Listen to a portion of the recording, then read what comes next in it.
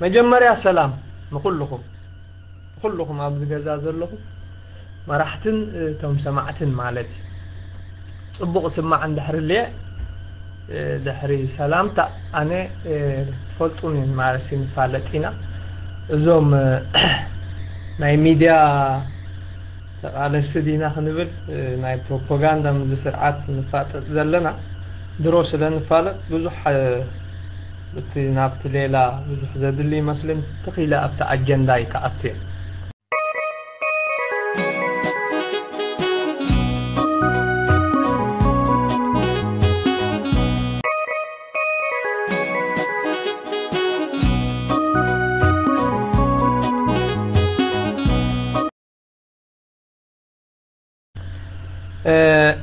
مبار نحنا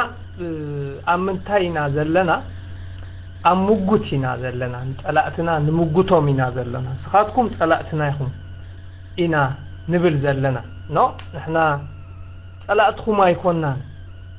إساس دو تجراوي دو قدلو دو ناتنا دو قال ملا يبلو الله مالتيو أنا لو معلتك بقولك يا مسيا زلهم ناي ولكي رئيتوي كبوكم بحفشا خاغن كل غزي ابال نايتي نبروه مصاي سلازخونكو خا ترئيتوي كانسيو مالتي سوليوشن يو زبحال حجي بمنتاي كجمري ኤርትራ بعينتهم ناصنت امصينا ዝብሉ حربኛታት ከመያ ትግለጽ በአኽ ጅምሮልኩም መታ ንትምጉት ናትና reasonable مخنياتاو خخون ناصنت دبحال يبلنان اندينا لنا حجي اتوم ناصنت امصينا ዝብሉ بعلوم ዝብሉ وخ بمن كرولكم بدانيال تسفاي ابتا اتنؤسن اتعبن إلو زصحفا اب اخم ببولكم حجمو دحراي قصيله نايامانيال ماني خطبلو امانيال فلسفه امانيال مهد نو امانيال سهله ناتو خببولكم እንደገና ናይመን ክጽሕፈ ከም ببولكم ናይ ሕሩይ ድሕሪኡ ናይ ያድሓኖ ቁርጽ አቢለተን ነዝደልየ ዘለኹ የሃርማየን ዝበሃላ ድሕሪኡ ብዛዕባ ፍሪዶም ክንዛረቢና ናጽነት ኣለና ካልኡን ክትሪእዎ ትኽእሉ ኢኹም ናይ መዓል ሳልሕ ጀሃር ዘረባ ሳልሕ ጀሃር ስንታይ ዝብል ኣብ ኤርትራሲ ቶም ናይ ዓረብ ኢንተሌክቹዋል ስራሕ የብሎምን ቶም ናይ ዓረብ ኢንተሌክቹዋል ረኻ ኤቢሲድ ክብሉ እዮም ዝውዕሉ ይብልና حجر يا خان احنا نقول سينا بمسرة ناصنت يبلنا نبل سخا ناي عربي انتلكتوال سراح يبلو من قال ملز كان يقول عزربا كمزي يا بوينا دينسي ببوينو صلوتهم اذا عينتو حجي ات مسرة او شجر انتايو ات قدامنت ناتنا نايتوم قداي زغنا حزبن ات قدامنت ناي مراحتنا اي تقادون ፈጽሙ አይተቃደወን አለው ሳልሕ ጀሃር ካብቶም አለው ዝብሃሉ ምሁራት ካብቶም አለው ዝብሃሉ ተባዓቲ ነው ሕጂ ንቅሓት አለው ወይ ካብቶም ንቁሓት ይኸዝብሃል ካብቶም ዝድነቁ ኢንተሌክቹዋልስ ጋዜጠኛታት ዶ ጸሐፍቲ እዩ ሕጂ እቶም ናይ ዓረብ ኢንተሌክቹዋልስ ስራሕ የብሎምን ክብለን ከሎ ንሕና ከም ሕብረተሰብ كساب كندي ستوبيد دخونا التحساسبا خمزلنا يوزري حجي سالح جهارن قالوا اتكم اذا امسولو ناي قد الحربنياتاتنا ايكم ورحني يقولوا دو ايكولوني مغنياتو اتناتنا بريو قدامنت فصيمو يقادو يله انا نبور يلنا بإرترا زبل دلو ولا زن حريخمو اتوم جبرت بينهم توديبهم كنام توديبهم زوم صاحو بينهم توديبهم ناي بهر مسل كبلو خلو انتا يوم زبلو نازلو نبور الله يوم زبلو نازلو نبور الله اب حدا نبور زي بولا عدي حق زي بولا عدي اب تحت مجزاتن كان مجزات زخف ان كنتات كمي غيركا بزعبا ناي بهر مسل ناي قال تزارب ስለዚህ ንዑ ዝያዳ ነዚ ዝብሎ ዘለኹ ሃይላይት ክገብሮ ይኽእል ለዛ ኣመን ኩሉ ሕጂ በታ ናይ ዳንኤል ተስፋይ ክጅምረልኩም ክሳብ ክንደይ ኣብ ከመይ ኩነታት ከም ዘለና ከም ሕብረተሰብ ማለት ኦኬ ሰመረ ዳንኤል ተስፋይ እተኣበውን እትመንእሰይን ኣብ ትሕቲ ዝብል ጽሑፉ ኣብ ፌስቡክ ዘርግሖ ጽሑፊ ማለት እዩ ካብኡ ከምብበልኩም ሕጂ እንታይ ዝብል ማእሰርትን ሞትን ስደትን ኣነሳ ይኽአልኩ ኢሉ ንኡስ ኦኬ ሕጂ ወዲቐ ኸይኸውን ነው ኣብ ሞባይል ኣብ ኮምፒውተር ስለዘሎ ሕጂ እንታይ ዝብል እቶም ተቐበልትን ኣቐበልትን ወለዶታት እንዳተበታተኑን እንዳበረሱን ከይዶም እቲ ባህርያዊ ሰንሰለታዊ ትሕሕዝ ወለዶታት እንዳተበታተኸ ከይዱ እቲ ቀንዲ ጠንቂ ምብትታኽ ወለዶታት ሰንሰለትቲ ካብ ሱሳታት ጀሚሩ ክሳብ ሕጂ ዘይዓረፈ ውግእን ጠንቅታቱን ዘስዓብዎ ጽዑቕ ሕልቀት ሰብን ስደትን እዮም ሰውራ ኤርትራ ካብ ዝጅምር ኣብ ኤርትራ ክንደይ ሰብ ሞይቱ ክንደይ ወለዶታት ከበሪሶም በሪሶም ክንግምግም ዳኣምበር ብልክዕ ኣይንፈልጥን ካብ ፕሮፓጋንዳ ሓራ ዝኾኑ ዕቱብ መጽናዕቲ ዝተገብሮ ጸብጻብ ስለዘየለ እምበኣር ነፍሲ ወከፍኩም ሓደ ግምታዊ ዓቐን ወይ ቁጽሪ ገምግሙ ሕጂ ንግምትኩም ነቲ ኩሉ ኣብ ፈቐዶ ሱቱርን ዘይሱቱርን ቤት ማእሰርትታት ዝበርስ ዘሎ ኤርትራዊ ወስኹሉ ንሱ እውን ኣብ ዝኾነ ንጡፍ ማሕበራዊ ህይወት ስለዘየለ ምዉት እዩ ኣብዚ መዳይ እውን ብልክዕ ንፈልጦ ቁጽሪ ስለዘየለ ክንግምት ጥራሕ ኢና ንኽእል ግርም ነቲ ኩሉ ኣብ ጉዕዞ ስደት ዝጠፍእን ኣብ ስደት ብህይወቱ ዝነብርን ዘሎ ወዲ ሃገር ድማ ኣብ ገምጋም ጸንብርዎ ንሱ እውን ኣብ ንጡፍ ምምዕባልን ምትሕልላፍን ሃገራዊ እኩብ ንቕሓት ስለዘየሎ ነዛ ኣርእስቲ ዝምልከት ምዉት እዩ ናብ ኩሉ ኩርናዓት ዓለም ዝስደዱ ኤሪትራውያን እኩብ ስታቲስቲክስ እውን የሎን ሶሪ ነቲ ኩሉ ኣብ ጉዕዞ ስደት ዝጠፍእን ኣብ ስደት ብህይወቱ ዝነብርን ዘሎ ወዲ ሃገር ድማ ኣብ ገምጋምኩም ጸንብርዎ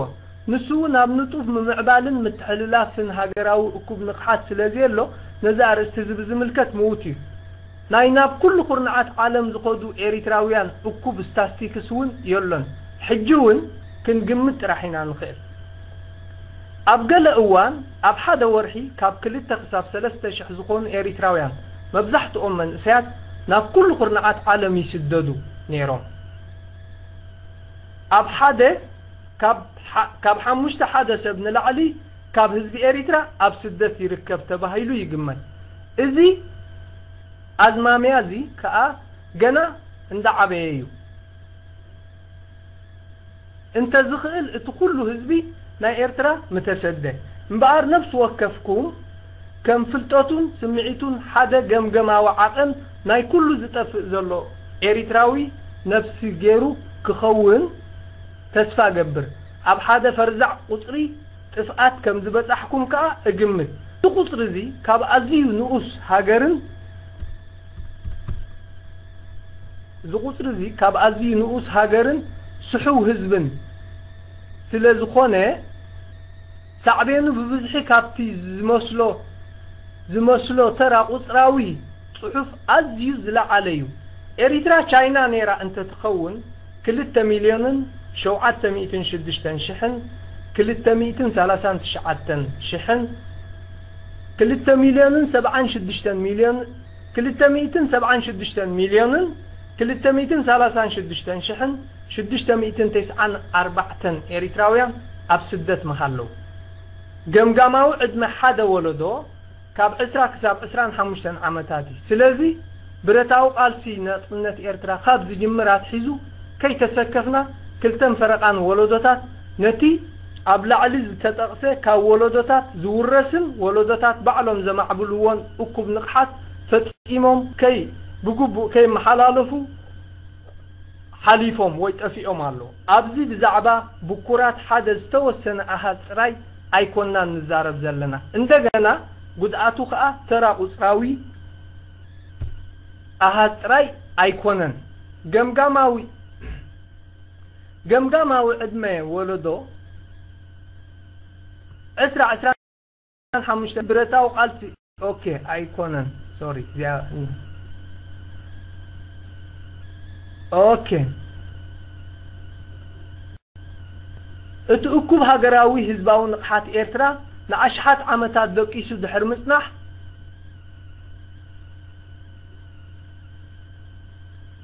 فرقان ولودታት ባዕሎም ዘማዕብልዎ እኩብ ንቕሓት ፈጥም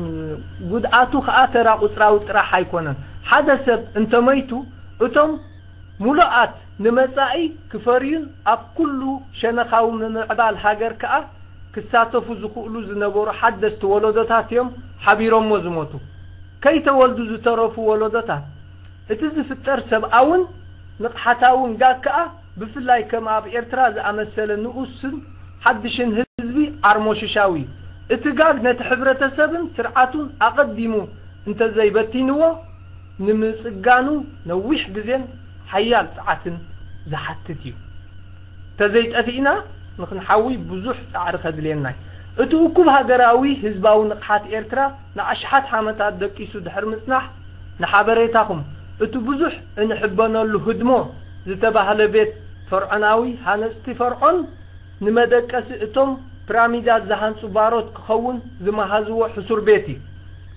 ክሳብ ዝእዋን ን4500 ዓመታት ሓንቲ እኳ ከይመሓየሽና ንጥቀመሉ ኣሎና ክልተ ኣብዑር ቆሪንካ ምስራሕ እውን ፈርዖናዊ ቴክኒክ እዩ ኣብ እዋን ኢጣልያዊ መግዛእቲ ነቲ ፈርዖናዊ ንቕሓትና መባእታዊ ኤውሮጳዊ ትምህርትን ቴክኒክን ፍልጠትን ተወሲኽዎ ኤርትራ መንጎ ስልጣኔ ካብ ማዕደውን እንተኾነ ረአየት ሰምዐት ገለ ድማ ቀሰመት ነቲ ግዜቲ ዘመናዊ ክበሃል ዝከኣል ርክባዊ ትሕተ ቅርጽን ልዕለ ቅርጽን ተሃኒጹ ትፈልጡ ዶ ኣብ 1950ታት ቴክኒካውን ምዕብልና ኤርትራ ማዕረ ኮርያ ከም ዝነበረ እዚ መስርሕ እዚ ኣብ እዋን ምምሕዳር እንግሊዝ ዓዘዘ እንግሊዝ ብዙሕ ካብ ኢጣልያን ዝሓደገልና ሃብቲ ሰሪቁና ኢልና ንኸስስ ኢና ፈለማ እቲ ሃብቲ ብጥልያን ንዓና ኣይሰርሕዎን ንዓና እውን ኣይሓደግዎን እንግሊዝ ብውግእ ዝራሰዮ ሃብቲ እዩ ካልኣይ ካብቲ እንግሊዝ ዝሰረቀና ሃብቲ እቲ ዝሓደገልና ሃብቲ ይህብትም እንግሊዝ እቲ እንግሊዝ ድማ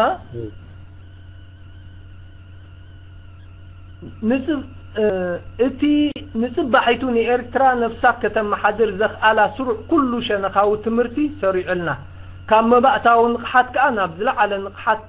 ኣደይብና እዚ መስርሕ እዚ ድማ ኣብ እዋን ፌደሬሽን መግዛእቲ ኢትዮጵያ ቀጺሉ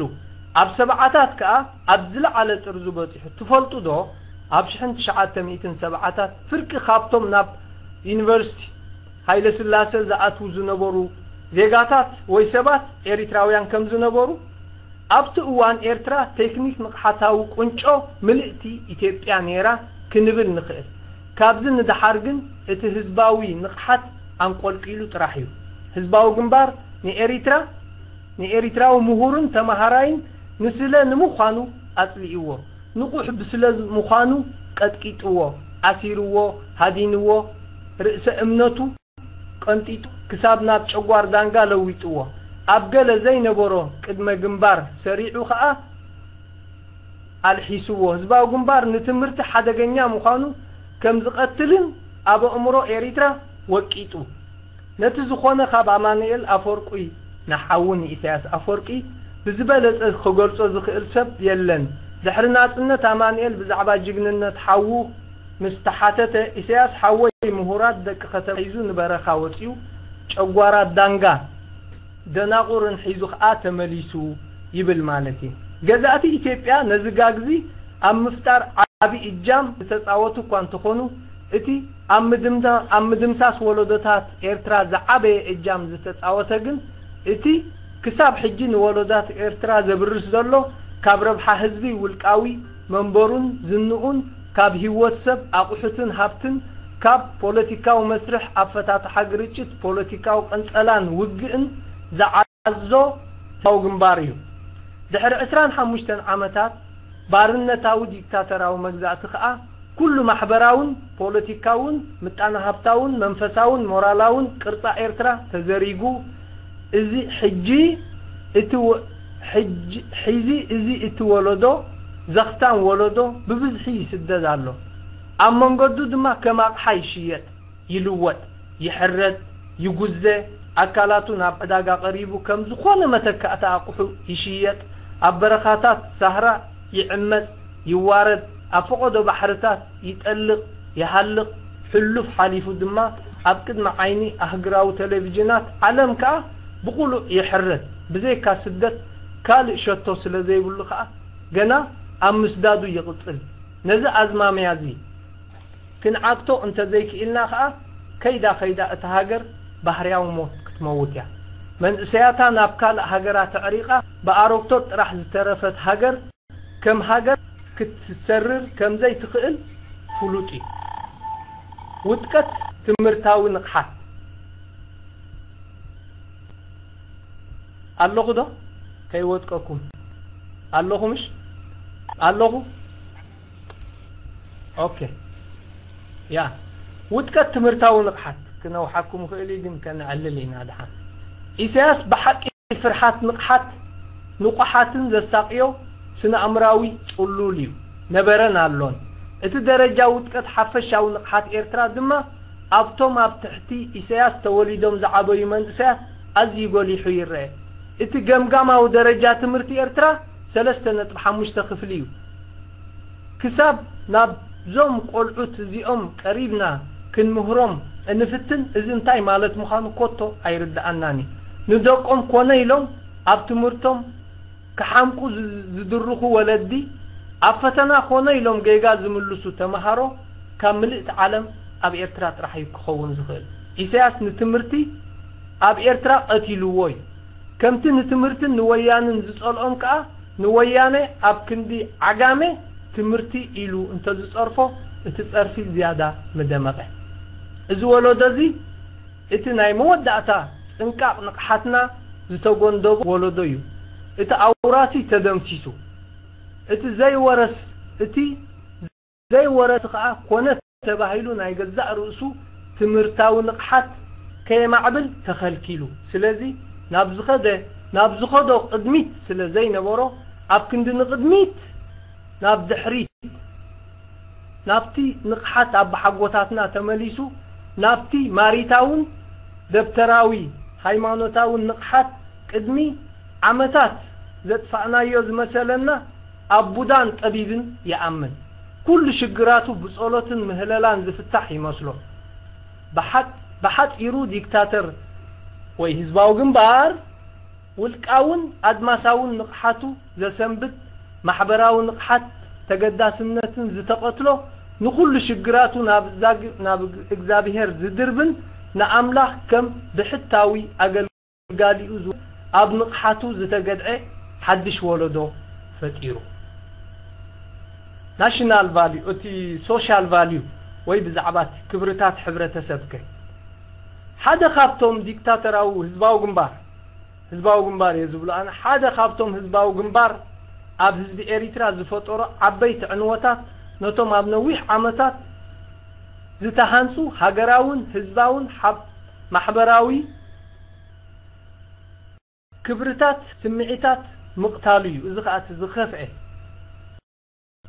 ታውክታት ኣገደስቲ ኣካል ባህሊ ሕብረተሰብ እዮም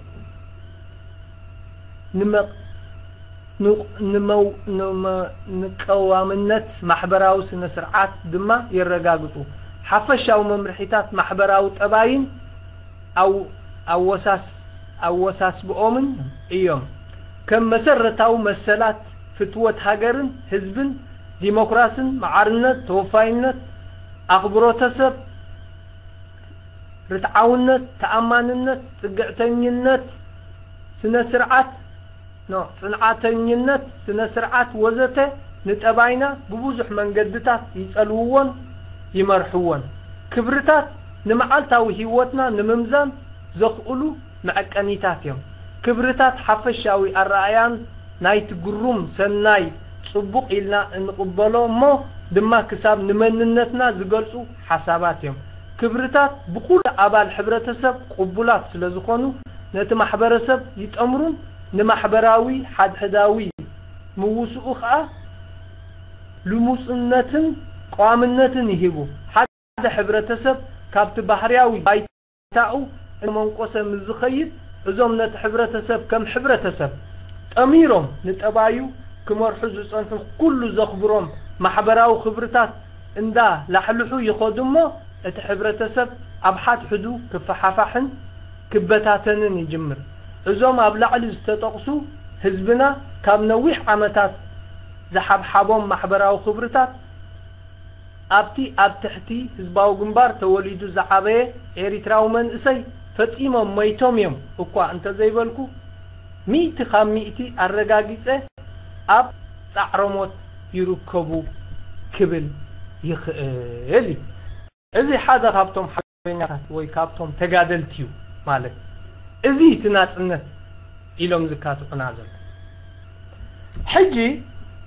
ክኸይደ ክውስኸልኩም ኣማንኤል ሳህለኸ እንታይ ኢሉ ሓጻር ያዘሓና ኣማንኤል ሳህለ ሕጽር ኢለ እንታይ ያ ትብል ነራታ ኣርእስቲ ናይ ኣማንኤል ሳህለ ኤሪትራሲ ሞዴል ወራርን ጭቆናን ያ ትብል ማለት ካብኣ ክገልጻ ይኽእላኒ ለዘበልክዎን ኣብዚ ኣታሽሙ ገይረያን ኣሎ ወራርን መግዛእትን ጭቆናን ግፍዕን ብዝኾነ ሰብ ወይ ውድብ ክመጽእ ወይ ክገሃድ ይኽእል እዩ ኣደ ኣቦ ሓው ዘመድ ጻዕዳ ጸሊም ሓጺር ነዊሕ ኣይብልን ኣይፈልን ናይ ምውራርን ምግዛእን ናይ ግፍዕን ጭቆናን ባህርያት ሕብሩን ቆርበቱን እናለወጠ ኣብ ኩሉ ማውን ፖለቲካውን ቁጠባውን ኩነታት ይኽሰት እዩ እዚ ኣብ ላዕሊ ዝተጠቕሰ ብኩሉ ለያቱ ነዚ ሕጂ ዘሎ ህዝባዊ ግንባር ይገልጾ እዩ ብዘይካ እታ ምውራር ናብ ነፃ ምውፃእ ተለዊጣ ኮይና እምበር መለሳ የብላን እታ ነፃ ምውፃእ እታ ንህዝቢ ወይ ንሓው ወይ ንሓውቲ ናብ ነፃ ምውፃእ ተለዊጣ ኮይና እምበር መለሳ የብላን ነፃ ምውፃእ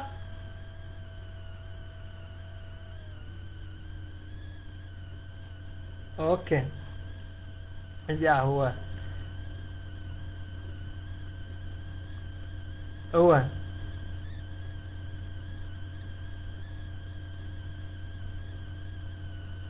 እቲ ጨቋኒ ሰብ ዝጥርንፍ ፖለቲካዊ ስልቲ ሜላን ቁርቁስን ነቲ ዘዋጽኦ እምበር ንሃገር ወይ ንህዝቢ ወይ ንሓው ወይ ንሓውቲ ኣይርእን እዩ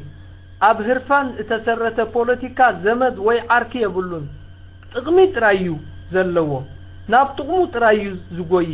ዝጠቕሞ እንተኾይኑ ነቲ ህዝቡ ከምዘይ ህዝቡ ነቲ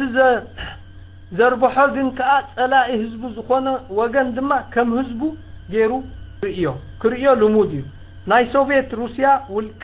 ውልቀ መላኺ ዝነበረ ጆሴፍ ስታሊን ኣብቲ ናይ ህዝቢ ምፍንቃል ዕማሙ ንደቂ ዓዱ ከም ጓኖት ከም ዝረኣዮም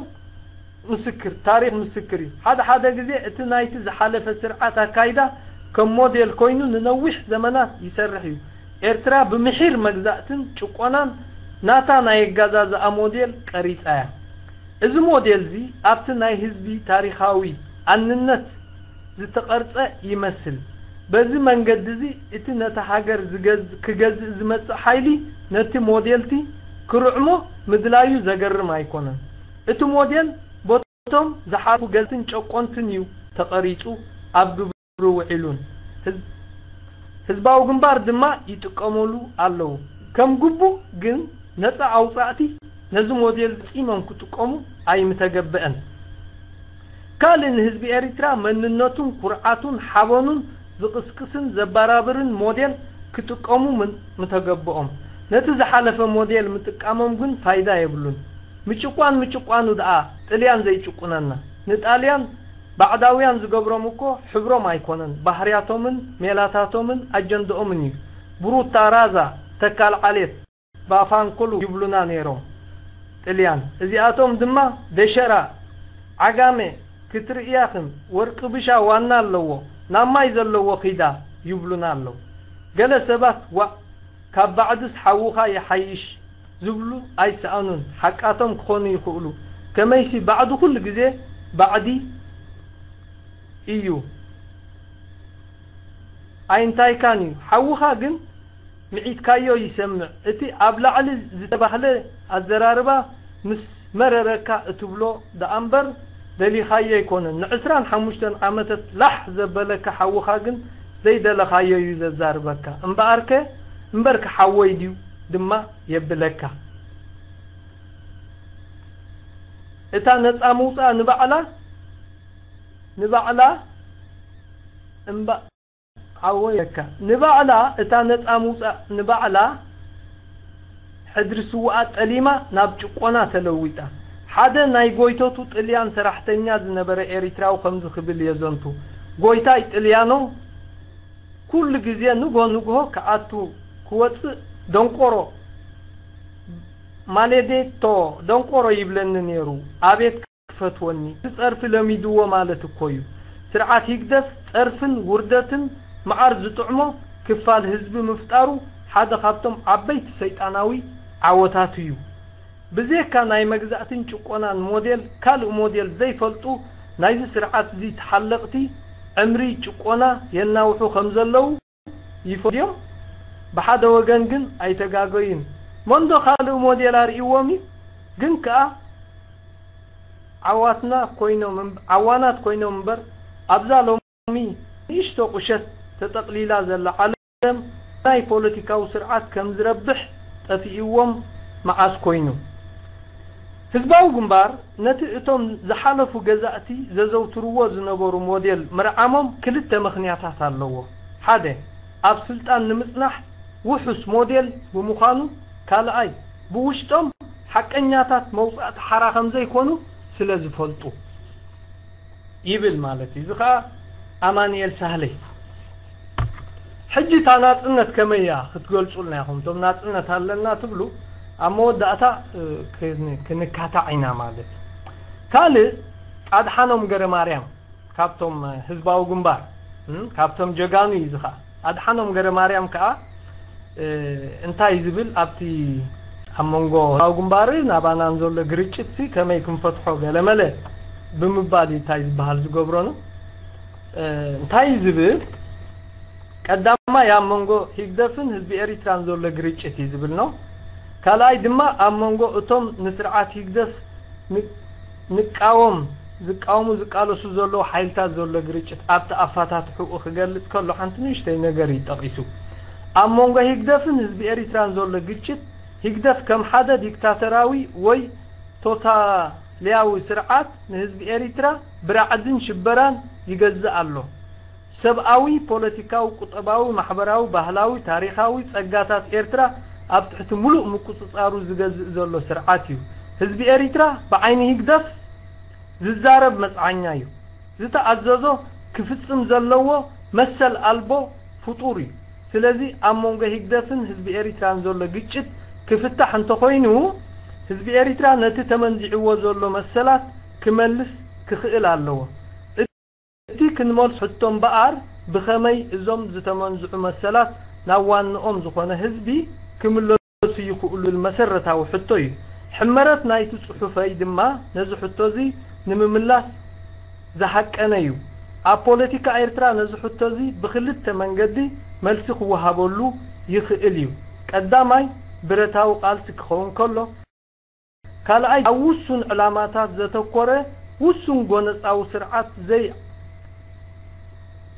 ስርዓት ዘይዓፁ ብመሰረቱ ግን ሰላማዊ ብዝኾነ መንገዲ ክፍታሕ ምምጻእ እዩ ይብል ሕጂ እዚ ንባዕሉ ኣይርድኦን ግን ዝገራጮ ዘረባይ ዝዛረብ ዘሎ ነቲ ህዝቢ ዝዛረብ መጽዓኛ እዩ ይብል ኣለና ዝዛረብ መጽዓኛ እዩ እቲ ህዝቢ እንዳበልካ ሰላማዊ ፍታሕ ኢና ንደሊ ክትብል ኣይትኽእልን ኢኻ ازي توتالي كخون ايكل اندحر كم انسسا زحسبن خوينو حدا سبانه مزي سبزي كوادق طرايو زلن كالا امارا ولا اتون طلعتي انسسا يرايون اليان كم انسسا يرايين درج كم انسسا يرايين حجي وسيكون تا يزبل برتاو قالسي يبل نو كم نوسار استي إذا مدرخ زي حزب إريترا حدا خاطم كروخبو زدلن زمنايان مسرت أو مسل بسلام ناي منبار مسلي اتن عسرتات عمتات بزي مقرات زكاية دم دقو حنساب النحوارون كو قدلو يدلي وقين ورا وقين كسمع يدلي اللون سلام أوشت سلام مس قربابتو رخيبه كنبر بقدام اي درجات سرعة ألبي إلنا اندحر آميننا ملقاس هيقدفون بسلاماو منقدي خونولو حزب إريترا يدلن يمرسن إيو عالم كوينات زمرس حزب عالو دي كوينات بمريج عادي خاتعتو أبسو ساتات وقع خقبرو خلو حزب إريترا مرجعو دينيرو وقع بحق انبقار وقع زيد ليزبرا اتي نايسو ساتات شقري حجي حزب إريترا سخواقع ايدلني وا كواز دل حزب قالو دي اب عالم ازي سبعي بحق بتعنو دي تزارب زلو يخاتبل كل خبرتاتو منقيلوم كم انسسا زرأيوه سبات زتباهلو تراي كقبر زتفردو من المسل زي بلو حزبي أماراتي يبلون بزيكا وق كمزن السو غيرو زغولصو زولو اندحر كوينو تخوناتات كواغاي زلوت حزبي انسسا كوينكا خامبا منبار كتموت يدحيش سلازي انتايو زبل حدا نطبي تصحيفو مسرتاو قالسي برتاو قالسي اب حد وق كاتوناي كم مقتصار وصاي نتعدي بفصم كبتاتنايو نظام كاب حقفون تمنطيلهم اب اغلغلت زباليو زلو چاليدا بمطفا فصم كصنتنايو ممخنيتا ناي دغ ايد متئتاو بفلاي دما ناي ايثيوبيا بمخان نزي كبر مسواتي بخوب مسوات زمصل علاونتن نصتن حجر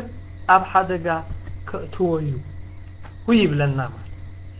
إذا كل تزرو وعلى كل تزاربه من إنجلس ولا حنت ترجم زي بقولوا يجبروا ولا حنت ترجم يقولون كم إنسسا نزح حسبوها ناس النت يلك مسؤوم تزاربوا له مخنيات يلا حروي كان طيبل حروي تدلا بايرو خافتم أبيت مهراتي مالك أبتا حروي تدلا بايرو نبتا نب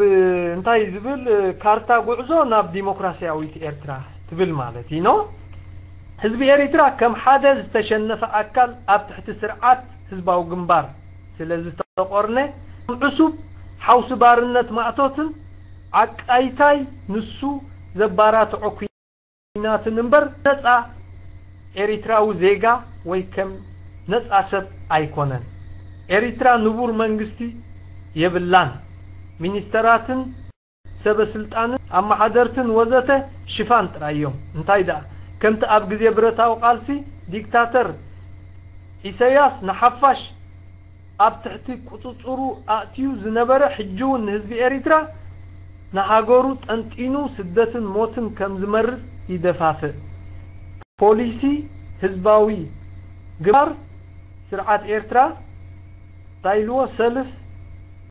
ريلياشن باهيليو زسوا إزي أسماميا مويا بمايو زتونغ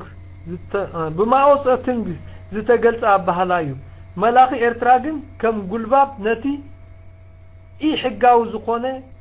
كلتا مئتاويت كم اون كم شفان نفوصون ونانا مريتن هاجرن نقدي برتن مشط معدنن نغوانا كونياتات زتقمولو ميلا ايو ويبل مالتي حجي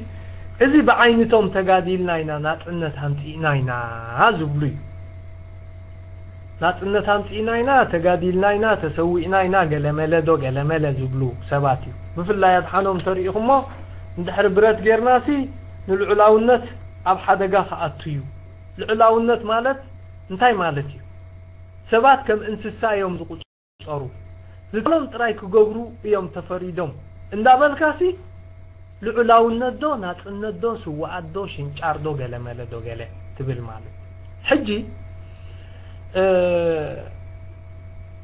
ሓንቲያት ኣናትና ክንገብራ ዘለና ንምሳሌ ህግደፍ ኣብ ጸላእቶም ንቕሓት ኣለዎ ኣብ ጸላእቶም ንቕሓት ኣለዎ ንምሳሌ እንታይ ክንብል ንኽእል ኢና ንሕና ህዝባዊ ግንባርን ተሓኤን ኮምፔር ከነዋዳድሮም ንኽእል ኢና ኣብ ተሓኤ ይዛረቡ ነይሮም ሰባት ንእሽተይ ዲሞክራሲ ነይሩ እምቢ ይብሉ ነይሮም ገለመለ ገለታት ገለ ክንብል ንኽእል ኢና ከምዚ ቆም ዝበሃል እዚ እንታይ እዩ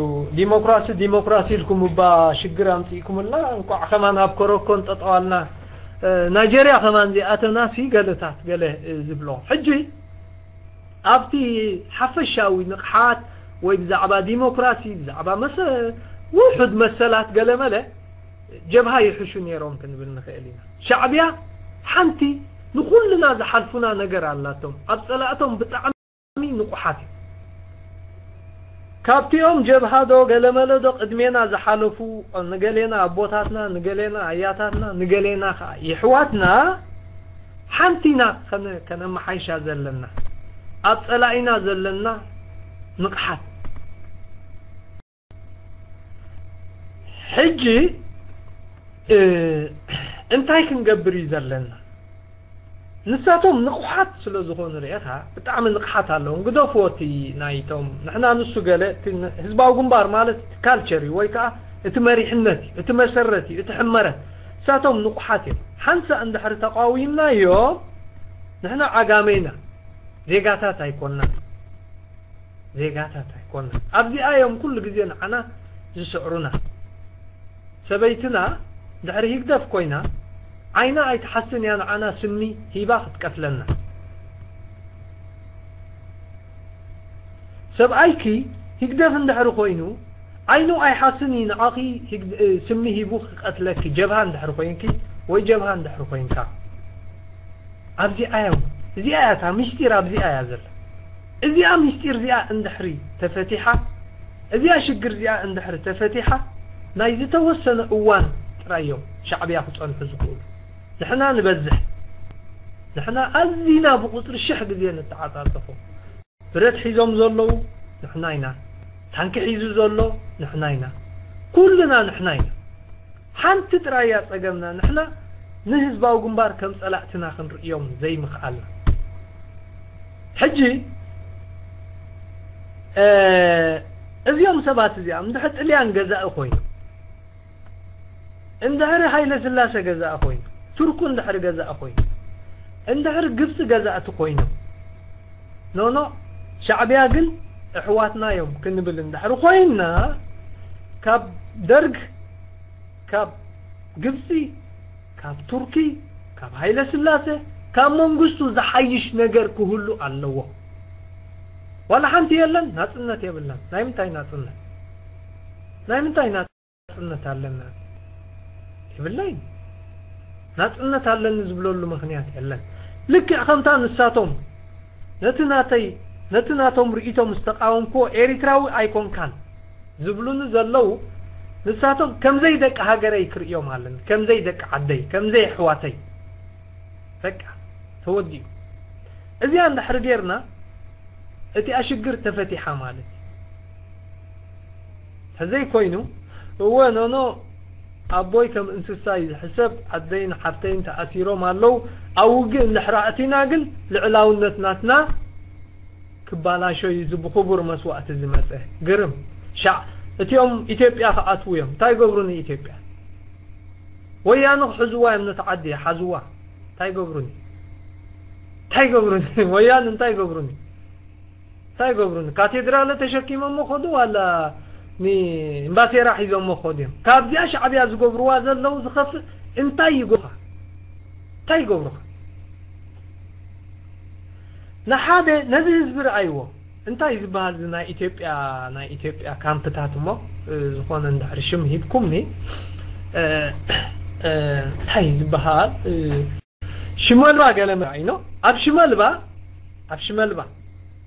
ودي حبتي دقي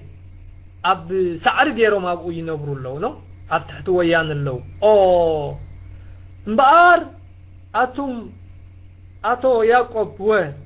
ودخان قالكان سبيتخان حواتكان لا تقدر اخو قبيله اكن داب زبرخه مس انقربي تنقلن ابتيا عدبقهم اب اخو قبيلنا سي قبر خنقفلو ازيا كلها ابزي ان قبرولهم زلنا why not ها اكن دي دقي كاب صدرهم تفليهم كاب عدهم تفليهم ابزي فلطوا عد ولا حنت وحسن زي بالبويان زم حضروا اوش تعدون كوينهم يمحضروا why not سلازي مسمع من يزبهال مسمع اسمع على دحانهم زبأسنا زلهم بأرزيو أدحانهم تايلو أمودة تايلو زخول تزاريبو حجن تاي زبل اتي برتاو قالسي اب حد وقع خأتوانايو يبل مالتي حدا كان مقصصار وصاي نتعدي بفصم كبتاتناي تبتنن يازلا نزوم كاب حقفنا تمنطيلهم اب اغلغلوت زبليو زلو ጫሌዳ በመጥፋት ፍጹም ከጽነተናዩ መመኽኔታ ናይ ደገ ኢድ ምትእትታው ብፍላይ ድማ ናይ ኢትዮጵያ በመዃን ነዚ ብኽቡር መስዋዕት ዝመጸሉ ዕላውነትን ነጻነትን ሃገር ኣብ ሓደጋ ከሳጥሖ እዩ ወዘተ ብዝብል ስግኣት ይብል ማለት ሕጂ እንታይ እዩ እዚ ሰብኣይ ዚ ሕጂ ሓንጎሉ ትኽክል የለን ኣድሓኖም ትኽክል የለን تخكل ايكونن حنقولو وزي حري تدلابايرو تخكل ايكونن رؤسهم زيهم سبات تخكل يلا حدث تتسلل سبقع نحرتسب ندحر مريحو اتحبرتسب يتأفئيو مالتي سلازي حج نحنا انتاي كنقبر علنا نحنا صورة كان العائل علنا هذا صورة أنتايو صورة نتي نإريترا أبكم زخنتات زودقة شجر أنصارو يخات خون بر مقصلتاناتو نحنا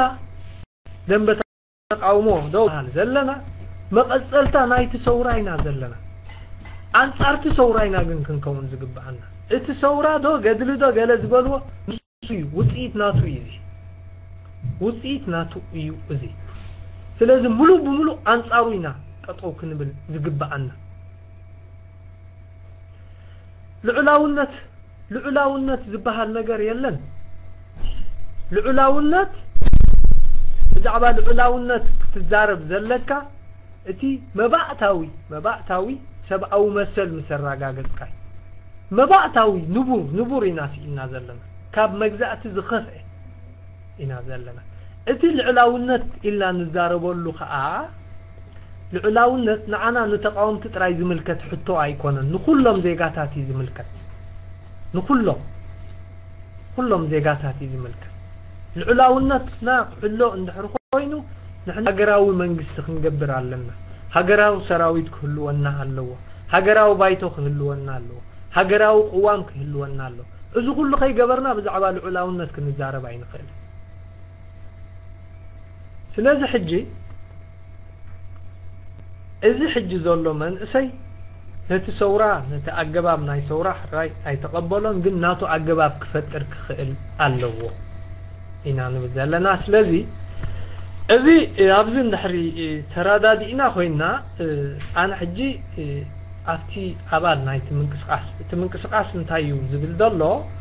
تاينا نبدالنا مالتي بحبا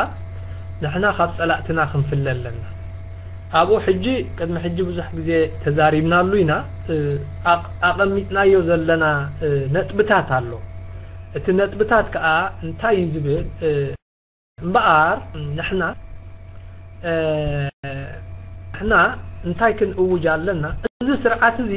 ወላ ሓንቲ ንህዝቢ ኤርትራ ንዓና ማለሲ ንኩልና ኤርትራውያን አይውክለና ይዝብሉ ሰባት አላይ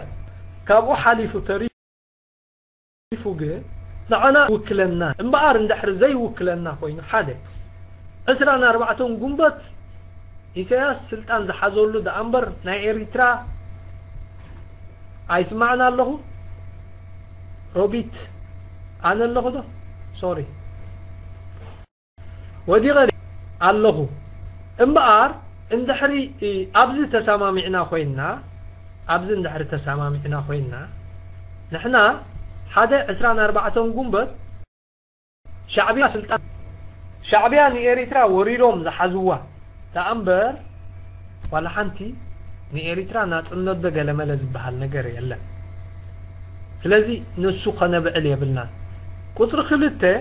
ባንዴራ ናይ ህዝባው ግንባር راح ክትከውን ኣለዋ ናትና ይኮነት እስራ ሰነ ህዝባው ግንባር በዓሎም ዘአወጅዎ እዩ ስለዚህ ንዓና ዝምልከት ክኸውን የብሉን አርባዕተ ኩሎም አዋጃትን ሕጋጋትን ህዝባው ግንባር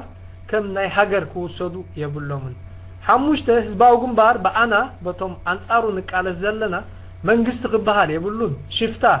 ዓማጺ ጥራይ ክኸውን ኣለዎ ለዓና ነዞም ከምዚ እምነት ዘለና ሰባት ዝውክሉ ትካላት ክህነጹ ኣለዎም ብፍላይ ድማ ናይ ሚድያ ትካል ሸውዓተ ንዓለም መንግስት የብልና ኢልና ክንምጉት ኣለና ትካላት ከዓ ክንገብር ኣለና መተካእታ ዝኾነ ይኹን ዓለም ብዛዕባ ኤርትራውያን ክትዛረብን ከላ ዝውክሉና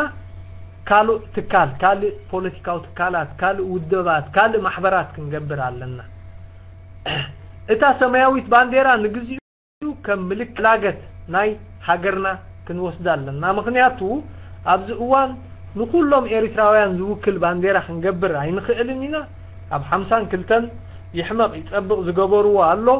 ازي قدمتي ناصنت امصينا دو ገለ ዝብልዎውን ከም ምልክቱም ይጥቀምሉ ነይሮም ክሳብ ባይቶ ጌርና ملكت نا إيرترا زي آيا بانديرا نا إيرترا زي آيا نبل نجزيو خاط سلاينا مفلي كتكون تخيليا إذا سماوي كم حلاقت ناتنا ملكت كتكون على وطنا يوم زيوم اتوم انصار إسياس يوم كبلونا يوم كن حواوسو يبلنا شعاته بزعب جزيه قدلي زموتو سبات كم اون حج زموتو زلو اتوم بهوت زلنا وحستي هاجرن بايتون مسجبرنا حسبولهم كوسنن حجكن كيو كستسوا ايكونن نبلولو مخنيات كلي كلني ويدما زخونه ارتراوي زخونه رئيتو كلو يخلي ناي حبار زيوم سوااتيوم زيوم سواات هيكونن نبلولو ነገር ግን የለን ኩሉቲ كستسوا ايو زي سو ስለዝኾነ ምልክት ሀብዎ ገለመለ هيقدف زقور وين نا هيقدف كا أيوكلنا سلازي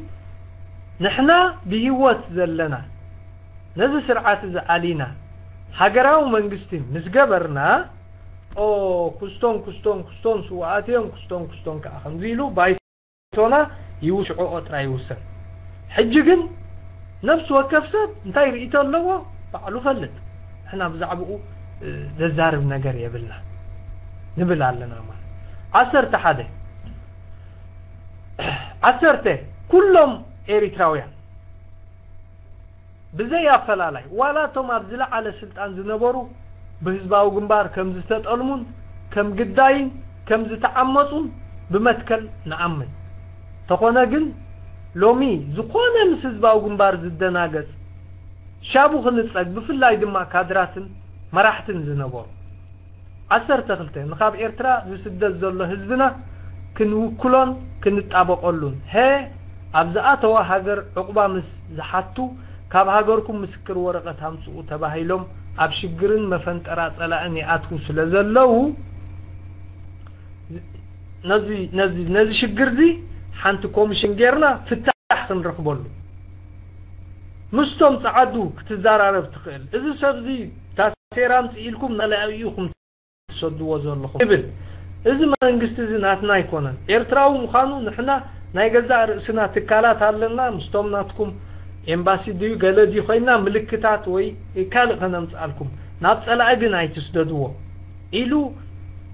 ሓደ ዝጣበቀሉ ኮሚሽን ወይ ሓደ ዝኾነ ነገር ክንገብር ለ ካብ ኤርትራ ወይ ጎረባብታ ሃገራት ስድራ ቤቶም ከምጽኡ መሰል ንዘለዎ ደንበ ተቃውሞ ናይ ሃገርኩም ፓስፖርት ተጠቀሙ ለኩም ተባሂሎም ኣብ መፈንጠራት ጸላእያ ኣትው ስለ ዘለው እዚ ብዕቱብ ፍታሕ ክድለየሉ ናብ معسكرات ኢትዮጵያ ይኹን ሱዳን ዘለው ስደተኛታት ይቆላሕታ ክግበር ما ጉዕዞ ሳህራን ባሕርን ኤሪትራውያን ምስ ማሕበረሰብ ዓለም ብፍላይ ድማ ምስ ማሕበረሰብ ኣፍሪቃን ኤውሮጳን ተሓባቢርና ገለ መፍትሒ ወላ ተጠው እንተዘይበልናዮ خنقድሎ ክንጽዕር ሰላምን ራህዋን ንኩሎም ጭቁና ትብል ማለት እዩ ሕጂ እዚ እቲ ካብቲ ተን መትከላት ወይ ተን ካብ ጸላኢና መፍለይ እቲ ምንቅስቃስ ዘቐመጠን ማለት እዩ ስለዚ እዚ እኔ ክብለኩም ዝደሊ ማለት እዩ ንሕና ሓደ ስጥመት ክንፈጥር ኣለና ደጊመ ከረጋግጸልኩም ዝደሊ ነገር እንድሕርሎ ኮይኑ ጸላእትና ንቑሓት እዮም ኣብ ጸላኢ ብፍላይ ንሕና ሽግር ንረክብ ዘለና ነዚኦም ሰባት እዚኣቶም كم ጸላእትና ኮፍ ስለ ዘይበልናዮ ህዝባዊ ግንባር ንህላዊኦም ዘስ እንድሕር ኮይኑ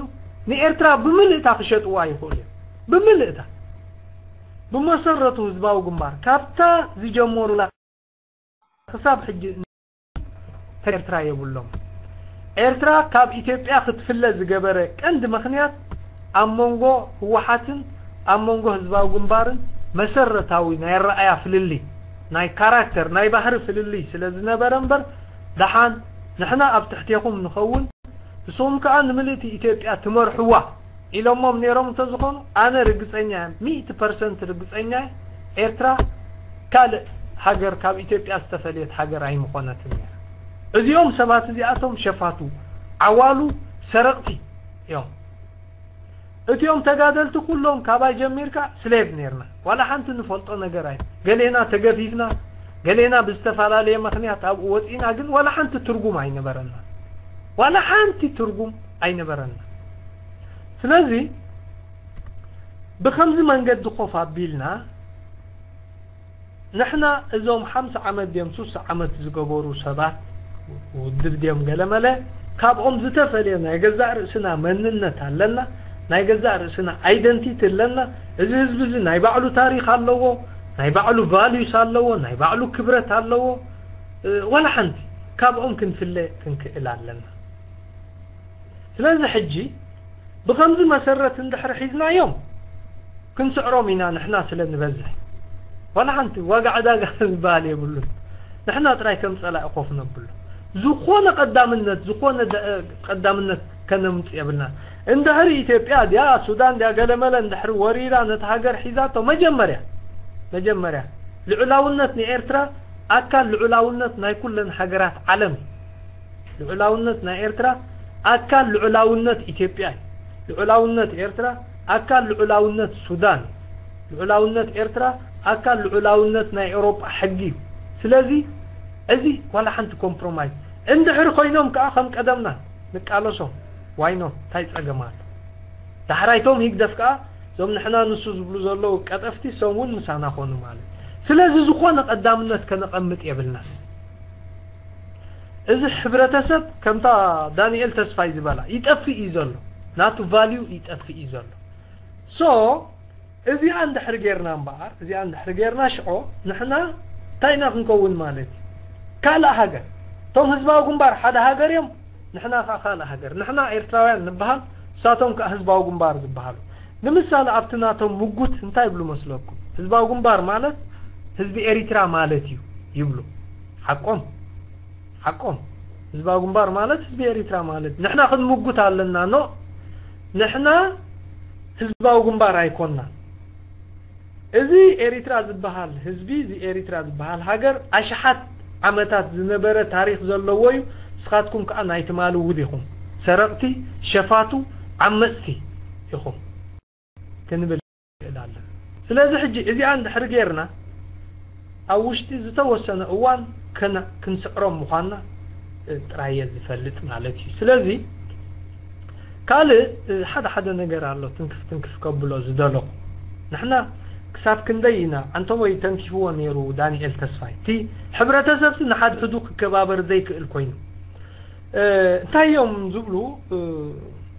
ازي جبرتي نوصدنا حجز حبرة سبنا جبرت ندحري خمو بمسرته فليز بلا ناتو سو ازي انتاخات بلو محبرسب وي ناتو تكالات نيرمونو زحاشا نقحاتو نيرو خون يخل حجز باو قنبار نزيهم سبات زي اتوم كم تنساتوهم زدليوو دلايو خو قبرهم زي كالي كم زي ديسك نمرشن ديز بحال تايز بحال كم زي تنطلو فطرو لهم دلينو زي اتوم دو قال دو تقرنيا يم دو قال ايلو مالك حجي نحنا انتاي نخونا لنا تاي يقوم ترئيو حجي ابز فيسبوك نو توم تقرنيا زبحالو هزبكو اينا بورو يبلكا هذا مهور سنتاي زبل مش نسكم سدتنياتات يقوم تبلونا لكم ها انا خا ريسيرش غيره نحنا زي كنا سدتنياتات نسكم يقوم سدتنياتات كابراستادو كاب عقامه دمت يقوم غلطات يبلنا حجي مجمريا ماني سدتنياتات يلوم جبرتي ماني زيكا اساس كوم زباله سب يلا اساس يقوم يل اساس كوم سلازبالس انا ريسيرش غيره نو توم عفاريم سدتنياتات اندعري يبلا لخو انا بيا دعتو زلخ ابتي جيم ناي اساس يزعتو زلخو مال ابتي اساس زغبروسي مسخوم وا اندعر انا نعقا سدتنيا خا مبالي جيغا خوينو نسخا خما يدي خاتخو انا نعقا سدتنيا مبالي جبن اندخونسي دغم تلكا خاصخا سخا سدتنيا خا اندحري لكان كما يخاتخو ندلخ كان اي اساس نمن يزوكل اساس سدتنيا تا اندحري يلو نمن يوكل اساس نمن يوكل نحر وكلنا تهو والله خانتهم كاب عقامن كاب راستان دموصو سبات نعوم اندحري وكلنا تهو تبل اندحر لها ناتك شجر عليك اسخا بعلها نسخا نفسخا ختمرمري زلك اساس نمان ما يوكلني حوالا ساكت تورفا زغونه تمالو سمعهم تاي زارم نيرو باسكادو مايدو غلملدو يبل من البات ابتعد حكمنا يلا نبر حموم كخون خيل ازسب احنا يفلتنا حموم كخون خيلي سلازي حجي ان حري اساس زبولو نعو خمرت عوسيتكا مستيوم حزب النحر تبقاس كوينكا زي صقم الله كالي ولا زي ناي اغازي اندو غلا زبل النحر سمعكم تاي زبل ايردا اكاني تاي زغبر حجي ابان تاي يلو زلو دانيال تسفاي ات حبرتسب ناي غزا روسو كبرتات نيروو يزبلكم يلنا حبرتسب سي ناشحات عمتات فللين تلوو دخنت تلوو قالن تلوو نقولو زكابابرولو ناي غزا روسو فاليو ناي هايمانوت فللين ناي تاريخ فللين نحرلو سدتنياتات نحرلو قميغيرتات ناي غزا روسو فاليو نيرو ناي غزا روسو خبرت اذا خبرتات زي حزباو غنبارات خيو يبلنا حجز سلاز طفعنا نحنا شجر نفطر زلنا اذا ناي تسفاطين زربا زكونه امرؤ تخكل زحسب سب كدغفو ايكلم كدغفو سبات تري تسمبل كمي غيروم سبات سن خمس عينت نجر كدغفو يقولوا تبلنا حسبنا نحنا نتوم كم زبول عليت كنا اسروم هنا ازيا هاجر ديا ناي كم زيوم عليتا اتوم كم زيوم عليت كن صقعتنياتاتيم كبلكا خلو نسخا اب عد جرمن مسلكا تخبيرو اندا نبركا اب عد انجليز دلايكا اندابل دحر 5 عمت زيغا خا دلايكا غبر اندا بولو خان كلو كنز عين دار ገንዘብ يبلو رديه يبلو مننتو انت وايو زي فلت اب يوتيوب تزاريبو يلكان دحر تبل كوينكا اجمعنا نحنا اجمعنا حجي ازيتات كا دحراي كل غزي انتاي كنغبرالن كالي اندحر ريقهم تاي يوم زبلنا زيوم اياتاتنا تسفاطين يزاربالو موتوم دك تግርኛ ሲክ تقاوم ወለኩ نعمس ود تግርኛን ود خنامان تبلولو مخنيا نعمس كل خايخه انصارو ططو تبل حجر يوم دك تግርኛ كتقاوم ولكم دحر تبلن لخا نعايكم زوكل يخا تغبرو زلخا نتي تسفاطينسي ناتاي وكيل من البات كواز ودي تግርኛ زخيل كناما خون خيلي تግርኛ زخيل ساهو خون I don't know who is this guy ኣይፈልጦን ኣነ ዝሰብ ስለዚህ ቶም ደቂ ትግርኛ ክትቃወምዎ ኣለኹም እንድሕሪል ካኒ ዋ ዓመፅ እንዲ ዓመፅ ይኹልና ንቃወሞ እምበር ኩልና ክንቃወሞ ኣለና ስለዚህ ሕጂ ታይ እቲ ሽግርናትና ነው ኩሉ ግዜ ንሕና ካብ ንቡር ወፃኢና ንኸውን ዘለና ካልእ እንታዩ ንተስፋጽየን ከም ምኽንያት ናይ ካልእ ማለት ሲ ሞትዮም ጀሃድ ኣለዉ እንዲዮም ቲኦም ገለ ኣለዉ እንዲዮም ቲኦም ገለ ስለዚ ኢልካ በምኽንያታ ክትቆመሉ የብል ዓመፅ ንዓመፅ አንጻሩ ጥራይ ኢኻ ጠጠው ትብል ዓገብ ኢኻ ትብል እዚ ትክክል ኣይኮነን ጥራሕ ክትብል ክትክእል ኣለክ ሓንቲ ነገር ግን ኣላ ኩልና ክንፈልጣ ዝግባአና ንሕና ሕብረተሰብና ኣብ ሕብረተሰብ ሰረቕት ኣለዉ ስሱዓት ኣለዉ ዓመፅት ኣለዉ ሕጂ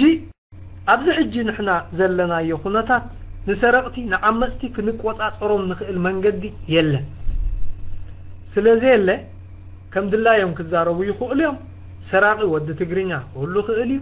ሰራቂ ወዲ ኩናማ ሁሉ ክእል እዩ ሰራቂ ወዲ ሳሆ ሁሉ ክእል እዩ ሰራቂ ወዲ ገለ ሁሉ ክእል እዚ ሰራቂ ደኣ እምበር ንማንም ኣይውክልን እዩ ክትርስዖ ክትገድፎ ጥራይ ዘለክ ክትቆፃፀሮ ዘይትኽእል ተኮይንካ ኢግኖር ኢኻ ትገብሮ ስለዚ ዕዝቢታት ክንርእዮ ኣለና ኣብ መወዳእታ ሕጂታ የኽብለኩም ዘለ ማለት እዩ ንሕና ከም ህዝቢ ጠጠው ንበል እዚ ብሙሉኡ መሰልዶ ኣውራጃዶ ገለመለ ንብሎ ዘለና ፈጢሙ ትኽክል ኣይኮነን ኣነ እንድሕር ንመሰለ የዝቃለስ ኣነ ንገለ ድብል እንድሕር ኮይነ ነዚ ስርዓት ሕጋዊ የዝገብሮ ዘሎ መሰል ኣብ ሕጊ ኣብ ወረቐት እዩ ዝፅሓፍ ብሄር ናይ ብሄር መሰል እዝኒ ናይ ሃይማኖት መሰል እዝኒ እዚ የብልናን ንሕና እዚ የብልናን ምሽ ወላ ሓንቲ የብልናን ሕጊ የብልናን ኣብ ዓድና መንግስቲ የብልናን ባይቶ የብልናን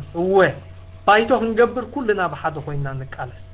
ንቃለስ እምበር ተቃወምቲ እውን ክንበሃል የብልናን ስለዚ እንድሕር ሕጊ ዘየለ ኮይኑ ኣብቲ ዓዲ ሕጊ ክትገብር ብሓባር ኢኻ ትቃለስ ሃገር እንድሕር ዘየለ ኮይኑ ሃገር ንክትገብር ብሓባር ኢኻ ትቃለስ ሃገር ምስ ገበርና ሽዖ ሕጊ ምስ ገበርና እቶም ኩናማ ውሑዳት እቶም ትግርኛ ከዓ ብዙሓት ገለመለ እንተኮይኖም እቶም ብዙሓት መታን ከይዕመፁ እቶም ውሑዳት ከዓ ከይዕመፁ ናይ ኩናማ መሰሎም ንመሰሎም ጠጠው ኢሎም ማሕበር ደም ክገብሩ ገለደም ክገብሩ ማለት ሕጂ ንሕና መብዛሕትኡ ግዜ እንታይ ኢና ንብል ከይሓፈርና ተቃዋማይን ደጋፋይን ክትከውኑ መሰልካ እዩ መሰሎም ትብልና ኣበየሎ መሰል ኣነ ምርጫ ናተይ የዝቃወም ዘለኹ እምበር መሰል የብለይን ክቃወም መን ይብኒ መሰል ድሕሪ ምድጋፍን ምቋምን መሰል ኮይኑ ንዓል ድሩዕ እንታይ ኮይኖም ተኣሲሮም የለን መሰል ዝበሃል ነገር የለን ስለዚ እዚታት እዩ ዘሎ ማለት እዩ ብዝተረፈ ብዙሕ ተዛሪበ ባይዘወይ ሕጂ እቲኣ ማይክ ከገድፈልኩም እየ ማለት እዩ እንድሕሪ ክትመኽሩኒ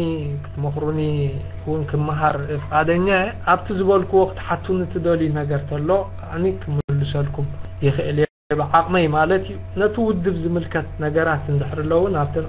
ዓበይቲ ነገራት ክንዘራረብ ኢና ካልእ እንታይ እዩ ኣብኣ ሓንቲ ነገር ሕጂ መወዳእታ ክብላ ዝደሊ ነገር ኣላ ብዛዕባ ጀብሃ ብዛዕባ ሰውራ ኤርትራ ክጅምር ከሎ ድላይኩም ከም ድላይ ዛረቡ ትኽእሉ ጥራይ ብዛዕባ ህዝባዊ ግንባር ህዝባዊ ግንባር ገለመለ ኣይትበሉኒ እምበር ኣነ ኣብ ካልእ ወላ ሓንቲ እንታይ ዝበሃል ብዛዕባ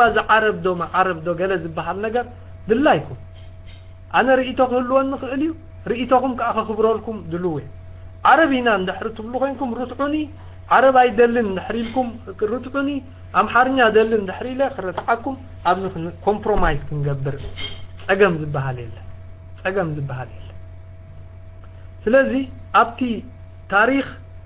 ኤርትራ ትበሃል ሃገር ካብ ጥልያን ምስ ወፀት ክሳብ 1969 كسام مقام ناي حزباو جنبار كسام حزباو جنبار كاب جبهة زتفليت الله اوان دلايكم صقم زبحال يبلنا انا بصوتين ابو صقم يبلنا ابو صقم زبحال يبلنا مثالي ابتي مانيفستو كاب جبهة كاب شعبية جبهة يحشو إلنا لنا لأنه كلهم حدا من دحري لكم أنا مساكم زبأس نجار بالله جبهة تاريخي ولا حنتي شعبية بسلطان يمزلوا زيهم صبات زيهم كيت فوقنا خلوا ونقدموا مالنا يزبل زلهم بر متهلله قال ما لا أيقونن مالك سلازي حجي نحنا قننتاينا خوينا يزبل نحنا كاب تاشحن 940 حدا كاب أينا نابطفئات قصنا توقعيزنا نابطفئات انداخدنا نابطفئات اندا حجي ريتلس انتو حدا تطو نبال كابز نخدو زلنا ناي طفئات منقدي تطو كنبل كنكئل علنا سلازي زيتاتي زولو مالتيو بزترفتي امايك لما حدار خقدفه التي زهابكمني صني لكم زسمعكمني زخبركم نفالحكم نخا امسجنكم مالتي ثانك يو